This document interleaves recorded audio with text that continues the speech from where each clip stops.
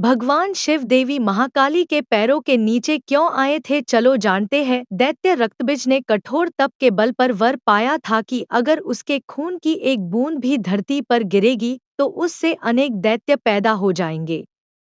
उसने अपनी शक्तियों का प्रयोग निर्दोष लोगों पर करना शुरू कर दिया। धीरे धीरे उसने अपना आतंक तीनों लोकों पर मचा दिया। देवताओं ने उसे युद्ध के लिए ललकारा। भयंकर युद्ध का आगाज हुआ। देवता अपनी पूरी शक्ति लगाकर रक्तबीज का नाश करने को तत्पर थे, मगर जैसे ही उसके शरीर की एक भी बूंद खून धरती पर गिरती, उस एक बूंद से अनेक रक्तबीज पैदा हो जाते। सभी देवता मिलकर महाकाली की शरण में गए।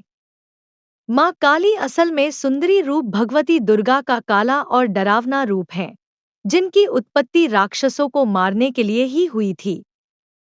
महाकाली ने देवताओं की रक्षा के लिए विकराल रूप धारण कर युद्ध भूमि में प्रवेश किया। माँ काली की प्रतिमा देखें तो देखा जा सकता है कि वह विकराल माँ है, जिसके हाथ में खप्पर है, लहू टपकता है तो गले में खोपड़ियों की माला है, मगर माँ की आंखें और हृदय से अपने भक्तों के लिए प्रेम की गंगा बहती है।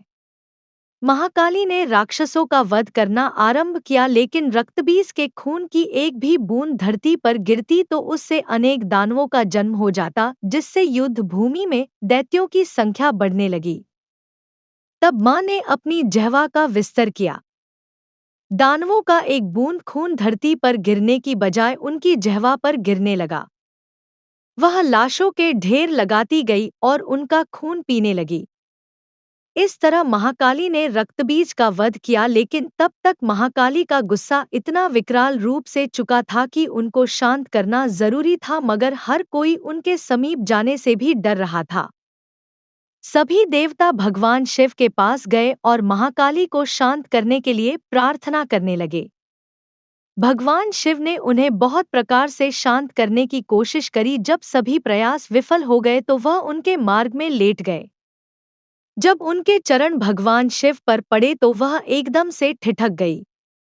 उनका क्रोध शांत हो गया।